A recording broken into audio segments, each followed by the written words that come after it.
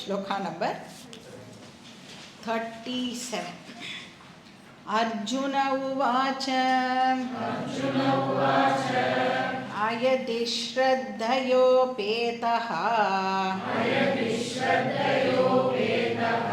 योगाचलितमानसः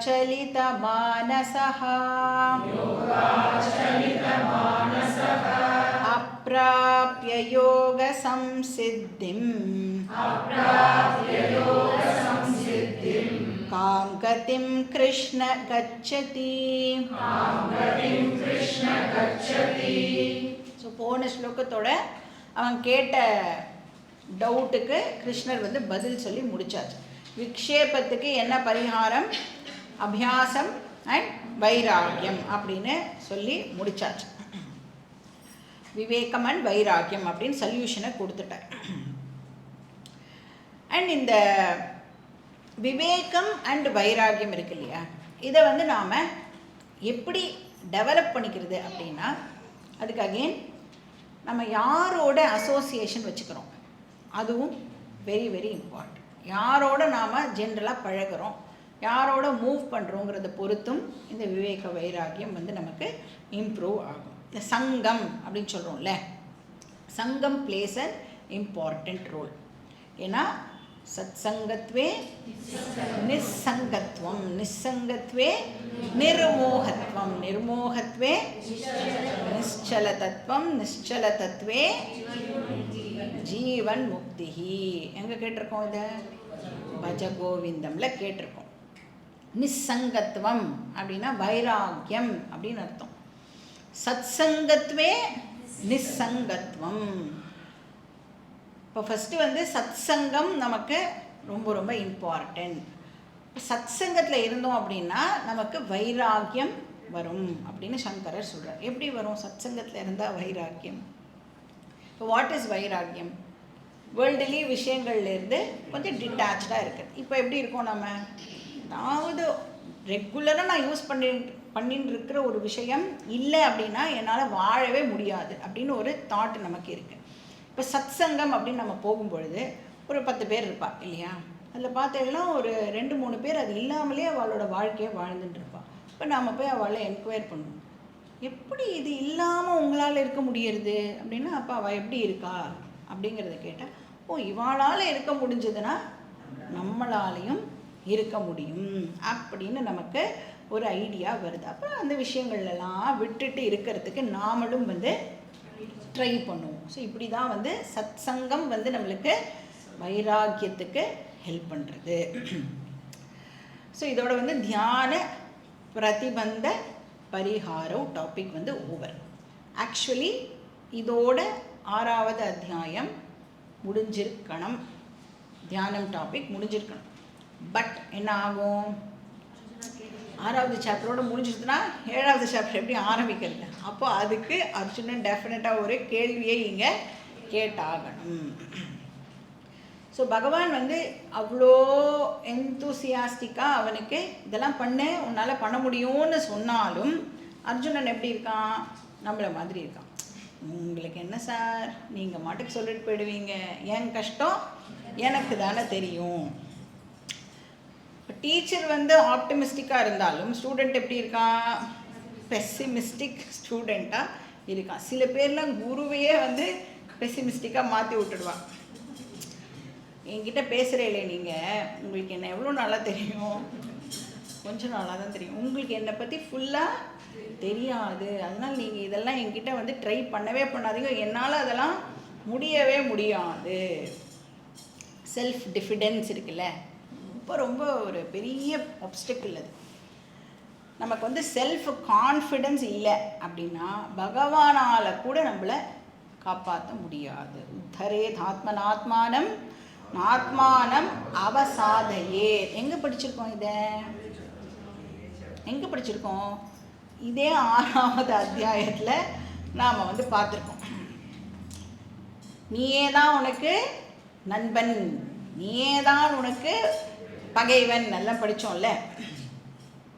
அப்போ self confidence வந்து very very important. இப்போ நம்ம வந்து இதை என்னால் பண்ண முடியும் அப்படின்னு டிசைட் பண்ணிட்டோம் அப்படின்னா பகவானே நினச்சாலும் கூட அதை மாற்ற முடியாது. பண்ண முடியாதுன்னு டிசைட் பண்ணிட்டா யார் வந்து சொன்னாலும் அதை மாற்றிக்க மாட்டோம். இப்போ வந்து ரொம்ப இந்த டிஃபிடெண்ட்டாக இருக்கிறதுனால அர்ஜுனன் வந்து என்ன டிசைட் பண்ணுறான் அப்படின்னா, எனக்கு இல்லைப்பா மோட்சம் அப்படின்னு டிசைட் பண்ணுறான். எனக்கு இல்லை அப்படின்னு சொல்லுவாள்ல, அந்த மாதிரி எனக்கு இந்த ஜென்மத்தில் மோட்சம் இல்லை போல இருக்கு. அப்போது அவனே டிசைட் பண்ணிடுறான். எல்லாம் இவர் சொல்கிறதெல்லாம் பார்த்தா என்னைக்கு இதெல்லாம் நான் விவேகம், வைராக்கியம், சாதன, சதுஷ்டய சம்பத்தி, ரொம்ப லிஸ்ட்டு ரொம்ப பெருசாக இருக்குது, இதெல்லாம் எனக்கு செட் ஆகாது போல் இருக்குது. அப்போ இந்த ஜென்மத்தில் டெஃபினட்டாக எனக்கு மோட்சம் இல்லை அப்படின்னோடனே அவன் வந்து இன்டெலிஜென்ட் பர்சன் இல்லையா, அவன் நெக்ஸ்ட்டு ஜென்மாவில் எனக்கு இது சாத்தியமா அப்படின்னு வந்து நெக்ஸ்ட்டு ஜென்மா பிளான் போட ஆரம்பிச்சுடுறான் இங்கே. நான் வந்து ஆனால் அவன் வந்து என்ன கேட்குறான், நீ சொன்னதெல்லாம் கொஞ்சம் கொஞ்சம் நான் வந்து ப்ராக்டிஸ்லாம் பண்ணியிருக்கேனே, இந்த சாதனாஸ்லாம் நான் ப்ராக்டிஸ் பண்ணியிருக்கேனே, இப்போது இந்த ஜென்மாவில் இல்லைன்னு முடிவாயிடுத்து, இப்போ நான் இந்த ஜென்மாவில் பண்ண சாதனாஸ்லாம் எனக்கு நெக்ஸ்ட்டு ஜென்மாவில் ஹெல்ப் பண்ணுமா, இல்லைனா அடுத்த ஜென்மாவில் நான் முதலேருந்து ஆரம்பிக்கணுமா அப்படிங்கிறது தான் அவனுடைய கேள்வி. அதாவது அவன் என்ன கேட்குறான், 6வது அத்தியாயம் வரைக்கும் நான் கிளாஸுக்கு வந்திருக்கேன்ப்பா, சரியா, அதுக்கப்புறம் ஏதோ சம் ரீசன் நான் வந்து டிஸ்கண்டினியூ பண்ணிடுறேன் கிளாஸை. ஒன்று நானே இல்லைன்னா கிளாஸு என்னை விட்டு போய்டுறது, ஏதோ சம் ரீசனால் நான் வந்து டிஸ்கண்டினியூ பண்ணிட்டேன்னா நெக்ஸ்ட்டு ஜென்மாவில் நான் 7th சாப்டர்லேருந்து ஆரம்பிப்பேன்னா, இல்லைனா பார்த்தாய பிரதிபோதிதாம் அதுலேருந்து ஆரம்பிப்பேனா, இதுதான் வந்து அவனுடைய கேள்வி. ஸோ அப்போ வந்து அவன் என்ன முடிவு பண்ணியிருக்கான், டெஃபினட்டாக எனக்கு இந்த ஜென்மாவில் மோட்சம் இல்லை. ஸோ 37, 38, 39 இந்த 3த்தில் அவன் வந்து கொஸ்டின்ஸை ரைஸ் பண்ணுறான். யாரெல்லாம் இந்த வேதாந்தம் படித்து அதில் சக்சீட் ஆகலையோ, யாரெல்லாம் ஃபெயிலோ அப்படின்னா என்ன அர்த்தம், வேதாந்தம் படிக்கிறதுக்கு கஷ்டப்பட்டா ஆனால் சக்சீட் ஆகலை, they failed for some reason, அந்த மாதிரி பர்சனை சாஸ்திரம் ஒரு பேர் கொடுக்குறது அவளுக்கு, யோக பிரஷ்டஹா அப்படின்னு அவளுக்கு பேர், யோக பிரஷ்டஹா. ஸோ எக்ஸாமை அட்டெண்ட் பண்ணியிருக்கா ஆனால் ரிசல்ட் வந்து ஃபெயில், பாக்கி பேருக்கு கவலையே இல்லை. ஏன், எக்ஸாமே எழுதலை, இல்லைன்னா எக்ஸாம் எழுதி பாஸ் பண்ணியிருப்பான். ஸோ ஜீவன் முக்தாஸ்க்கு நோ ப்ராப்ளம். அப்புறம் இது அட்டெண்டே பண்ணாதவாளுக்கும் நோ ப்ராப்ளம். எப்போவுமே இந்த எனிதிங் இந்த மிடில் இருக்கிறவ தான் மாட்டிப்போம் இல்லை, மிடில் கிளாஸுக்கு எப்பயுமே ப்ராப்ளம் வரும், மத்தியம அதிகாரிக்கு எப்போவுமே பிரச்சனை வரும். அந்த மாதிரி நான் கஷ்டமும் பட்டிருப்பேன், ஆனால் கடைசியில் எங்கேயாவது ஒரு இடத்துல கோல் விட்டுருப்பேன் நான். ஸோ அந்த மாதிரி எனக்கு ஆச்சு, எனக்கு என்ன ஆகும் நெக்ஸ்ட் ஜென்மாவில் அப்படின்னு கேட்குறேன். What will happen to them in the next ஜென்மா. ஸோ யோக பிரஷ்டாவை இந்த ஸ்லோகத்தில் வந்து அவன் டிஃபைன் பண்ணுறான். யோகா சலித மானசா, ஸ்பிரிச்சுவல் லைஃப்பில் சக்சீட் ஆகாத பர்சன் அப்படின்னு அர்த்தம். யோகா அப்படின்னா இந்த இடத்துல சாதனானி, ஸ்பிரிச்சுவல் எக்ஸசைசஸ் என்னெல்லாம் சாதனாஸ் பண்ண சொல்லியிருக்கோ அதெல்லாம் பண்ணினவா. சலித மானசா அப்படின்னா கீழே விழறதுன்னு அர்த்தம், ஸ்லிப் ஆகிடுறது. ஏன் ஸ்லிப் ஆச்சு, ஏன் எக்ஸாம் எழுதியும் நீ ஏன் பாஸ் பண்ணலை,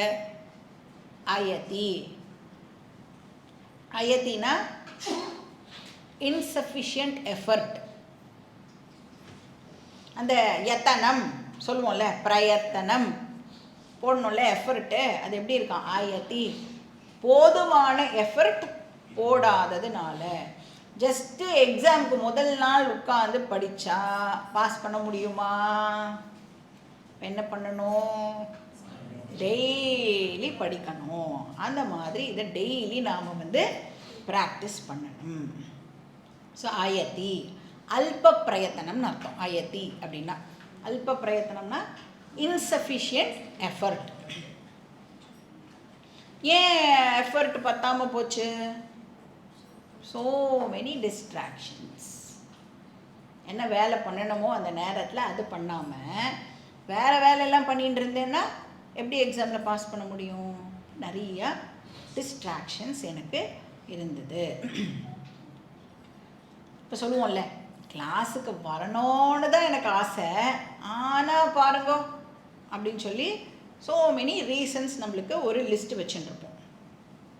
இப்போ கிளாஸ் வரத்துக்கே பிரயத்தனம் நாம் போட வேண்டியதாக இருக்குது. அப்போ எக்ஸாம் எழுதணுன்னா எவ்வளோ எஃபர்ட் போடணும் அதுக்கு.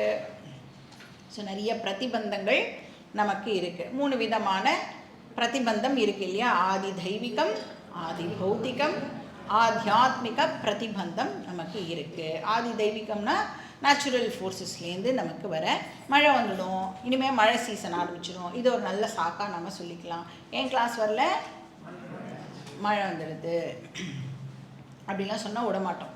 ஆதி பௌத்திகம் நம்ம கூட இருக்கிறவாக்கிட்டேருந்து நமக்கு வர ஆப்ஸ்டக்கிள்ஸ். ஆத்தியாத்மிகம்னா என்கிட்டேருந்தே எனக்கு வர ஆப்ஸ்டக்கிள். சோம்பேறித்தனம், இன்னைக்கு போகலன்னா என்ன, நாளைக்கு பார்த்துக்கலாம் அப்படின்லாம் நமக்கே தோன்றதில்ல, அதெல்லாம் ஆத்தியாத்மிக பிரதிபந்தம். ஸோ இந்த 3 பிரதிபந்தங்கள் இருந்ததுனால அயதி, ஸோ போட்ட எஃபர்ட் பத்தாமல் போயிடுது. சஃபிஷியன்ட் எஃபர்ட் போடலைனாலும் ஆனால் என்ன நடந்திருக்கு? ஸ்ரத்தையா உபேதா, இந்த பர்சன் ரொம்ப சின்சியராக பாவம் பாஸ் பண்ணணுங்கிற எண்ணத்தோடு போய் எக்ஸாமை எழுதியிருக்கார். அப்படின்னா லேக் ஆஃப் இன்ட்ரெஸ்ட்னு சொல்ல முடியாது, சின்சியர் ஸ்டூடெண்ட் தான். ஆனால் நிறைய பிரதிபந்தங்கள்னால ப்ராப்பர் எஃபர்ட்டை போட முடியலை. அப்போ ஸ்ரத்தையா உபேத்தனா இதுக்கு என்ன வேல்யூலாம் தெரிஞ்சிருக்கு, இதுக்கு என்ன மரியாதை கொடுக்கணுமோ அதெல்லாம் அந்த பர்சன் கொடுத்துருக்கார். ஆனாலும் யோக சலதி மானசா, யோக பிரஷ்டா அப்படின்னு அர்த்தம். அதனால அவனுக்கு என்ன ஆகுறதான்? யோக சம்சித்திம் அப்பிராப்ய. இப்போ இந்த இடத்துல யோக சம்சித்திம் அப்படின்னா மோக்ஷ பலம் அப்படின்னு அர்த்தம். அது அப்பிராப்ய, அது அவனுக்கு கிடைக்கலை. இந்த இடத்துல யோகா அப்படிங்கிறது ஸ்பிரிச்சுவல் சாதனாவை குறிக்கிறது. ஸ்பிரிச்சுவல் சாதனாவோட ரிசல்ட் என்னது? மோக்ஷம். ஸோ மோக்ஷ பலனை அவனால் அடைய முடியலை. சின்சியாரிட்டி இருக்குது, இருந்தாலும் வேரியஸ் அதர் ரீசன்ஸ்னால அவனுக்கு இது கிடைக்கல. ஸோ டீச்சர்லாம் இருக்கா, கிளாஸுக்கும் வந்திருப்பா, ஆனால் விட்டு விட்டு வந்திருப்பா இல்லை. டீச்சர் இருப்பா, சம்டைம்ஸ் டீச்சர் நமக்கு வேணுங்கிற மாதிரி சொன்னால் அதை மட்டும் கேட்டுக்கிறது, நம்ம பிடிக்காததை சொன்னால் டீச்சரையே மாற்றுறது, இந்த மாதிரியெல்லாம் பண்ணால் ஆப்வியஸாக நாம் எக்ஸாமில் ஃபெயில் தான் ஆகும். இப்போ டீச்சர் கிடச்சிருக்கு, அந்த மாதிரியான ஆப்பர்ச்சுனிட்டி கிடச்சிருக்கு, பகவானுடைய கிரேஸும் இருக்குது, இருந்தாலும் எங்கேயோ ஒரு இடத்துல ப்ராப்ளம் இருக்குது. துர்லபம் திரயமே வைத்தது தேவானுகிரக ஹேத்துக்கம் மனுஷத்வம் முமுக்ஷுத்வம் மகாபுருஷ சம்ஸ்ரயா. மனுஷனாக பிறக்கிறதே ரொம்ப ரொம்ப அரிதான ஒரு விஷயம். அதுலேயும் வேதாந்தத்து மேலே இன்ட்ரெஸ்ட் வரதெல்லாம் நினச்சே பார்க்க முடியாது. எத்தனையோ கோடி பேரில் இப்போ வெரி ஃபியூ பீப்புளுக்கு தான் வேதாந்தம் மேலே இன்ட்ரெஸ்ட் வரும். அதை படிக்கிறதுக்கு ஆப்பர்ச்சுனிட்டி கிடைக்கிறதும் ரொம்ப ரொம்ப ரேர். இதெல்லாம் நடக்கணும்னா நமக்கு என்ன இருக்கணும்? பூர்வ ஜன்ம புண்ணியம் இருந்தால் மட்டுமே இதெல்லாம் நடக்கும். இப்படியெல்லாம் இருந்தும் பாவம் ஏதோ ஆப்ஸ்டக்கிள் இருந்ததுனால அவனால் அந்த பலனை அடைய முடியலை. காம் கதிம் கச்சதி, அவனுடைய நிலைமை என்ன? அவன் என்ன கதி கிடைக்கிறது? அவன் கதி அதோ கதியா இல்லை வேற ஏதாவது கதியா அப்படின்னு அர்ஜுனன் கேட்குறான். வேதாந்தா படிக்காமல் வேதாந்திக் மெடிடேஷன் நம்மளால் பண்ண முடியாது. அண்ட் இந்த வேதாந்திக் மெடிடேஷன் ஆர் நிதித்தியாசனம் பற்றி ரொம்ப டீட்டெயில்டாக வேறு எங்கேயுமே நாம் பார்க்க முடியாது. அதனால இந்த 6வது அத்தியாயம் ரொம்ப ரொம்ப இம்பார்ட்டண்ட் சாப்டராக கன்சிடர் பண்ணப்படுறது. ஸோ மெடிடேஷன் பற்றி மட்டும் இல்லாமல் மெடிடேஷன் பண்ணுறதுக்கு நமக்கு என்னெல்லாம் ஆப்ஸ்டிக்கிள்ஸ் வரும் அண்ட் அதுலேருந்து எப்படி நாம் வந்து வெளியில் வர்றது அதையும் கிருஷ்ணர் வந்து நமக்கு சொல்லி கொடுத்துருக்கார். நிறைய ஆப்ஸ்டிக்கிள்ஸ் இருக்குதுன்னு பார்த்தோம். ஆனால் ஸ்பெசிஃபிக்காக அர்ஜுனனுக்கு இருந்த ஆப்ஸ்டிக்கிள் விக்ஷேபம் or wandering mind. Wandering mind இருந்ததுன்னா நமக்கே தெரியும், ஒரு ஆர்டினரி தியானம் கூட நம்மளால் வந்து பண்ண முடியாது. அதுக்கு கிருஷ்ணர் என்ன ரெமெடி கொடுத்தார்? அப்படி தான் இருக்கும்னு சொன்னார். ஆனால் என்ன பண்ணினா அது சரியாக போகும்னு சொன்னார்? வைராக்கியம். வைராக்கியம் அப்படிங்கிறது வெரி வெரி இம்பார்ட்டண்ட். அந்த சாதன சதுஷ்டய சம்பத்தியில் எத்தனாவதா வருது இந்த வைராக்கியம்? ரெண்டாவது விவேக வைராக்கிய. அந்த வைராக்கியம் அப்படிங்கிறது இல்லை அப்படின்னு சொன்னால் நமக்கு வந்து குவாலிஃபிகேஷனே இல்லைன்னு ஆயிடுறது. அப்புறம் நிதித்தியாசனம் வரைக்கும் அதை வந்து நாம் வந்து கண்டினியூ பண்ண வேண்டியதாக இருக்குது. அப்புறம் நிதித்தியாசனம் இல்லாமல் இந்த நாலேஜை வந்து அசிமிலேட்டும் பண்ண முடியாது. ஞானம் அடைஞ்சால் மட்டும் போருமா அப்படின்னா, அந்த ஞானம் வந்து என்னோடய டே டு டே லைஃபுக்கு ஹெல்ப் பண்ணலைன்னா அந்த ஞானம் இருந்து என்ன பயன்? எனக்கும் அஜ்ஞானிக்கும் அப்புறம் ஒரு டிஃப்ரென்ஸும் இல்லை. கஷ்டப்பட்டு கிளாஸ்லாம் அட்டென்ட் பண்ணிவிட்டு எனக்கு பிரம்மன் இருக்குதுன்னு தெரியும், அப்புறம் நான் தான் பிரம்மன் உபனிஷத் சொல்கிறது அப்படிங்கிற நாலேஜ் மட்டும் இருந்ததுன்னா எப்படி என்னோடய டே டு டே லைஃப்க்கு அது வந்து ஹெல்ப்ஃபுல்லாக இருக்கும்? அப்போது அகம் பிரம்ம அஸ்மி அப்படிங்கிறது ஃபேக்ட். அப்படிங்கிறதுக்காக நாம் வந்து இந்த நிதித்தியாசனம் அதை வந்து ப்ராக்டிஸ் பண்ணினோம் அப்படின்னு சொன்னால் அது நல்லா நம்மளுடைய மைண்டில் அசிமிலேட் ஆச்சு அப்படின்னு சொன்னால் அது இமோஷனல் ஸ்ட்ரென்த்தை நமக்கு கொடுக்கும். ஸோ நிதித்தியாசனம் அப்படிங்கிறது ரொம்ப ரொம்ப இம்பார்ட்டண்ட். அதுக்கு வைராக்கியம் தேவைப்படுறதுன்னு கிருஷ்ணர் வந்து சொன்னார். இது மாதிரி சொல்லி கிருஷ்ணர் கன்க்ளூட் பண்ணினதுக்கப்புறம் அர்ஜுனன் என்ன பண்ணுறான்? இப்போது ஒரு செகண்ட் கிருஷ்ணர் சொன்னதை யோசித்து பார்க்குறான். இந்த வைராகியம்லாம் வேணும்னு சொல்கிறாரே, இதெல்லாம் நமக்கு சாத்தியப்படுமா அப்படின்னு ஒரு செகண்ட் அவனுக்கு வந்து அவன் மேலேயே வந்து ஒரு டவுட் வருது. அண்டு வைராகியம் வேணுங்கிறார், அதுக்கப்புறம் இந்த ஞானத்தை வந்து அசிமிலேட் பண்ணணும்னு சொல்கிறார். இதெல்லாம் என்ன மாதிரி ஒரு பர்சனாலிட்டிக்கு எப்படி வந்து சாத்தியப்படும்? அதனால் அவனுக்கு வந்து அவன் மேலேயே கான்ஃபிடென்ஸ் இல்லை அப்படின்னு நம்ம லாஸ்ட் கிளாஸ்லேயே பார்த்தோம் இல்லையா? ரொம்ப வந்து பெசிமிஸ்டிக்காக அவன் வந்து பேசுகிறான்னு பார்த்தோம். அதனால் இப்போ என்ன பண்ணுறான்? எனக்கு கஷ்டம் அப்படின்னு சொன்னால் கிருஷ்ணர் ஏதாவது தன்னை பற்றி தன்னுடைய இமேஜ் வந்து எங்கேயாவது குறைஞ்சி போயிடுமோ அப்படின்னு ஜென்ரலாக வந்து கஷ்டப்படுவாள்ல அப்படின்னு ஜென்ரலைஸ்டாக என்னமோ மற்றவாளுக்காக கேட்குற மாதிரி இப்போ அர்ஜுனன் வந்து கேட்குறான். அப்புறம் கிருஷ்ணரும் வந்து ஆல்ரெடி சொல்லிட்டாரே, ஆமாம் தியானம் பண்ணுறதுக்கு உட்காந்தேன்னா டெஃபினட்டாக வந்து ஆப்ஸ்டிக்கிள்லாம் வரும் தான், இது வந்து உனக்கு மட்டும் இல்லை யூனிவர்ஸெல்லாம் எல்லாருக்கும் வரும் அப்படின்னு வேற சொல்லிட்டாரா. அதனால் இவன் இன்னும் அட்வான்டேஜ் எடுத்துட்டு இதெல்லாம் வந்து நம்மளுக்கு செட் ஆகாது போல் இருக்குது. அதனால் நம்ம என்ன பண்ணலாம், மற்றவா யாருக்கோ செட் ஆகாதுன்னு சொன்னால் கிருஷ்ணர் வந்து என்ன பதில் சொல்கிறாருன்னு பார்க்கலாம். ஏன்னா நம்ம எல்லாருமே வந்து இனிஷியலாக என்ன நினைக்கிறோம், இந்த வேதாந்தம் இதெல்லாம் வந்து நமக்கு இல்லைப்பா, இதெல்லாம் யாரோ படிக்க வேண்டியது. ஃபஸ்ட்டு யாரோ அப்படின்னா யாரோ காட்டில் இருக்கிறவா அங்கே தான் போய் இதெல்லாம் படிக்கணும், இல்லைனா மினிமம் சன்னியாசியாக இருக்கணும் இதெல்லாம் படிக்கிறதுக்கு. அப்படியும் இல்லை அப்படின்னா பயங்கர இந்த ஹை வேல்யூ கஸ்டமர்ஸ் அப்படிலாம் பேங்க்கில் சொல்லுவாள், அந்த மாதிரி பயங்கர வேல்யூஸ் எல்லாம் இருக்கிற ஒரு பர்சனுக்கு தான் இது வரும். ஆனால் அது உண்மைதான். அதனால இந்த வேல்யூலாம் எனக்கெல்லாம் இந்த வேல்யூலாம் வருமா அப்படின்னா ரொம்ப சந்தேகம் அப்படின்னு நாமளே டிசைட் பண்ணி முதல்ல இந்த குவாலிஃபிகேஷனெல்லாம் நான் வந்து கேதர் பண்ணிக்கிறேன், அதுக்கப்புறமா நான் வேதாந்தத்துக்கு வரேன் அப்படின்னு சொல்கிறவா எத்தனையோ பேர் இருக்கா. Very unfortunate. இங்கே கிளாஸுக்கு வரும்போதே என்ன ஆகுது, பேரலாக நம்மளுடைய குவாலிஃபிகேஷனும் வந்து இன்க்ரீஸ் ஆகிட்டே இருக்குது. இந்த அலையெல்லாம் ஓஞ்சதுக்கப்புறம் நான் சமுத்திர ஸ்நானம் பண்ணுறேன் அப்படின்னா எப்படி நடக்காதோ அது மாதிரி நான் குவாலிஃபிகேஷன் எல்லாம் வளர்த்துண்டு கிளாஸுக்கு வரேன் அப்படின்னு சொன்னால் it is not going to happen. அதனால நம்மளுக்கு வந்து ஜென்ரலாக என்ன ஒரு ஐடியா இருக்கும் அப்படின்னா ரொம்ப அபூர்வ பிறவிகளுக்கு தான் அதெல்லாம் இருக்கும். இப்போ சங்கரர் மாதிரி ரமணர் மாதிரி இருந்தால் இந்த விஷயங்கள் எல்லாம் வந்து புலப்படும். நாம் வந்து ஒரு ஆர்டினரிலையும் ஆர்டினரி இந்த மாதிரி விஷயம் வந்துட்டுனா நம்ம ரொம்ப ஹம்பிள் ஆகிடும் இல்லையா. என்ன மாதிரி வந்து வேல்யூ இல்லாத பர்சனெல்லாம் எப்படி வந்து இந்த விஷயத்துக்குள்ளே வர முடியும். அப்போ இந்த பெசிமிசம் அப்படிங்கிறது வந்து ரொம்ப ஒரு காமன் ஆப்ஸ்டக்கிள் அப்படின்னு சொல்லலாம். இப்போ அர்ஜுனனுக்கு இந்த ப்ராப்ளம் ஆக்சுவலி இருந்தது. ஆனால் அவன் என்ன பண்ணுறான், மெஜாரிட்டி ஹியூமன் பீயிங்ஸை வந்து ரெப்ரசன்ட் பண்ணி நமக்காக இந்த கேள்வியை அவன் கேட்குறான். அவனுக்கு இருக்கோ இல்லையோ நமக்கு யூஸ் ஆகிறது இல்லை, அதனால் நாம் வந்து அதை அப்படி எடுத்துப்போம்.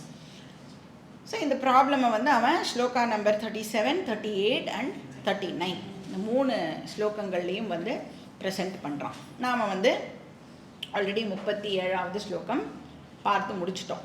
என்ன சொன்னால், சப்போஸ் ஒருத்தர் இந்த மாதிரி இந்த ஞான யோகத்துக்கெல்லாம் வந்து, அதாவது ஸ்பிரிச்சுவாலிட்டி அதுக்கு வந்து அப்போ என்ன பண்ணிடுவாவா, இப்போ வந்து கிளாஸுக்கெல்லாம் வரோன்னா என்ன சொல்கிறோம், நாம் கிளாஸுக்கு ப்ரையாரிட்டி ஜாஸ்தியாக கொடுக்கணும். நீங்கள் என்னெல்லாம் மற்ற வேலை பண்ணிட்டு இருக்கீங்களோ அதெல்லாம் கொஞ்சம் கொஞ்சமாக குறைச்சிக்கணும்.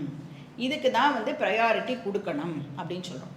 இப்போ யார் வந்து ரொம்ப ரிலீஜியஸ் பர்சன் வச்சுக்கோங்களேன், அவளுக்கு வந்து டெய்லி கோவிலுக்கு போகணும், பூஜை பண்ணணும், இதெல்லாம் இருக்கணும், அப்படின்லாம் இருக்கணும், பயங்கர ரிலீஜியஸாக இருக்கிற ஒரு பர்சன் வந்தால் அவளுக்கு என்ன அட்வைஸ் கொடுப்போம்? ரிலீஜியஸ் ஆக்டிவிட்டியே வந்து வேதாந்தத்துக்கு வரத்துக்காக தான் சொல்லப்படுறது. அதனால் வேதாந்தம் படிச்சுட்டு இருக்கும்போது திருப்பியும் நான் வந்து அதுக்கே நிறைய டைம் ஸ்பெண்ட் பண்ணுவேன்னு சொன்னால் அது வந்து சரிப்பட்டு வராது அப்படின்னு நாம் சொல்லுவோம். இப்போ அந்த பர்சன், அந்த மாதிரி பர்சன் என்ன பண்ணுவா, சரி அப்போ நம்ம அந்த ஆக்டிவிட்டீஸ் எல்லாம் குறைச்சிக்கணும், இதுக்கு தான் வந்து இப்போது ப்ரையாரிட்டி கொடுக்கணும். அப்போ அந்த ரிலீஜியஸ் ஆக்டிவிட்டீஸ்லாம் ஆல்மோஸ்ட் ஏதோ 1-2 பேசிக்காக பண்ணிட்டு பாக்கி எல்லா டைமையும் இப்போ வந்து வேதாந்தத்துக்கு ஸ்பெண்ட் பண்ணுறான்னு வச்சுக்கோங்க. பட் அன்ஃபார்ச்சுனேட்லி அப்படி வேதாந்தம் படிக்கும் பொழுது ஏதோ அப்டக்கிள் வருதுன்னு வச்சுக்கோங்க. அவளால் வந்து சரியாக அந்த விஷயத்தை அண்டர்ஸ்டாண்ட் பண்ணிக்க முடியலை. ஏதோ ஆத்தியாத்மிக பிரதிபந்தமோ, ஆதி பௌத்திக பிரதிபந்தமோ, ஆதி தெய்வீக பிரதிபந்தமோ ஏதோ ஒன்று வருது. அப்போ என்ன ஆகிடுறது, இப்போ அவள் சைட்லேருந்து போடுற எஃபர்ட் வந்து அயத்தி அப்படின்னு பார்த்தோம். என்னது அது, அல்ப பிரயத்தனம் அப்படின்னா ரொம்ப கம்மியான எடுத்துக்கக்கூடாது, ஆனால் அந்த விஷயத்துக்கு தேவையான எஃபர்ட் இல்லைன்னு அதை வந்து நாம் அண்டர்ஸ்டாண்ட் பண்ணிக்கணும். இப்போ வந்து ஒரு கிணறு தோன்றோன்னு வச்சுக்கோங்களேன், தண்ணிக்கு கிணறு வந்து 100 அடியில் தான் தண்ணி இருக்குது, நாம் வந்து 95 அடி தோண்டிட்டோம், தண்ணி வராது. அப்போ நான் வந்து அல்ப பிரயத்தனம் போட்டேன்னு அர்த்தம் இல்லை. இந்த இடத்துல அல்பம்னா என்ன அர்த்தம், வேணுங்கிற அளவு நான் வந்து இன்னும் பிரயத்தனம் போடலைன்னு அர்த்தம். அந்த மாதிரி ஒரு இன்கம்ப்ளீட் எஃபர்ட் அப்படின்னு எடுத்துக்கலாம் அதை. ஏன்னா ஸ்ரத்தா இருக்குது, சின்சியாரிட்டிலாம் இருக்குது, கமிட்மெண்ட் இருக்குது, ஆனால் சம் அப்டக்கிள்னால இதை வந்து கம்ப்ளீட் பண்ண முடியலை. அப்படின்னா என்ன ஆகும், ஞானம் அடையலைன்னா என்ன ஆகும், மோட்சம் கிடைக்காது. மோட்சம் கிடைக்காது அப்படின்னு சொன்னால் ஆப்வியஸாக சம்சாரா கண்டினியூ ஆகும். சம்சாரா கண்டினியூ ஆகுதுன்னா என்ன அர்த்தம், நெக்ஸ்ட் பர்த் வந்து அந்த பர்சனுக்கு உண்டு. இப்போது அர்ஜுனன் வந்து என்ன நினைக்கிறான், உன்னை நம்பித்தானே அவள் அதெல்லாத்தையும் விட்டா, நீ தானே சொன்ன ஞான யஜ்யம் தான் ரொம்ப உசந்ததுன்னு சொன்னேன், உன்னை நம்பி அவள் அதை விட்டுட்டாளே, அதை பண்ணி அதை கண்டினியூ பண்ணியிருந்தா அவளுக்கு ஸ்வர்க்கமாவது கிடச்சிருக்குமே கிருஷ்ணா அப்படின்னு கேட்குறான். அந்த கர்மாலாம் பண்ணி அவன் ஒழுங்காக ஸ்வர்க்கத்துக்கு போயிருப்பான். அப்படி ஸ்வர்க்கத்துக்கு போகிற ஒரு பர்சனை நிறுத்தி வச்சு அதெல்லாம் விட இது சிறந்தது அப்படின்னு சொன்னேன். பாவம் அவளுடைய பிராரப்தம் இந்த ஜென்மாவில் வந்து அவளால் அதை கண்டினியூ பண்ண முடியாமல் போயிடுது அப்படின்னா அந்த ஹையர் ஸ்வர்க்க பலனும் அவளுக்கு கிடைக்காமல் போயிடுமே. சரி, ஞான யோகத்துக்கு வந்தேன், அதனுடைய பலனான மோட்சமாவது எனக்கு கிடைச்சிதான்னு பார்த்தா அதுவும் எனக்கு கிடைக்கலையே. அப்போ நான் வந்து அந்த திரிசங்கு மாதிரி நடுவில் மாட்டின்ட்டு முழிக்கிறேனே அப்படின்னு கேட்குறான். இந்த திரிசங்கு ஸ்வர்கலோகத்துக்கு போகணுன்னு ட்ரை பண்ணால, இங்கேருந்து கிளம்புறார். ஆனால் என்னாச்சு, அன்ஃபார்ச்சுனேட்லி ஸ்வர்க்கத்துக்கு நோ என்ட்ரி, நோ வீசா. அப்போது இந்திரன் என்ன பண்ணுறான், கிளம்பு அப்படின்னு பிடிச்சி கீழே தள்ளுறான். ஆனால் இங்கேருந்து யார் மேலே தள்ளுறா, விஸ்வாமித்திரர் வந்து இல்லை அங்கே தான் போனோம், ஒரு கை பார்த்துடலாம் அப்படின்னு இங்கேருந்து மேலே தள்ளுறார். பாவம் அவள் 2 பேருக்கு நடுவில் யார் மாட்டின்னு முழிச்சா, திரிசங்கு மாட்டின்னு முழிச்சார். அதை மாதிரி ஒழுங்கான கருமாலாம் பண்ணியிருந்தேன் அப்படின்னா கர்ம பலபூத ஸ்வர்காபி நாஸ்தி. இப்போ எனக்கு ஞான பல மோக்ஷா அப்படி நாஸ்தி. அப்போ அந்த பர்சனும் திரிசங்கு ஆயிடுவானா அப்படிங்கிறது தான் அர்ஜுனனுடைய கொஸ்டின். ஸோ யோக சம்சித்திம் அப்பிராப்பிய, யோக சம்சித்திம்னா ஞான பலம்னு பார்த்தோம், மோட்சம்னு பார்த்தோம். அப்பிராப்பிய அப்படின்னா அது அவனுக்கு கிடைக்காது. ஸோ அவனுடைய அந்த பெசிமிஸ்டிக் அப்ரோச்சை எப்படி வந்து லாஜிக்கலாக கிருஷ்ணர்கிட்ட வந்து அவன் ப்ரெசென்ட் பண்ணுறான்.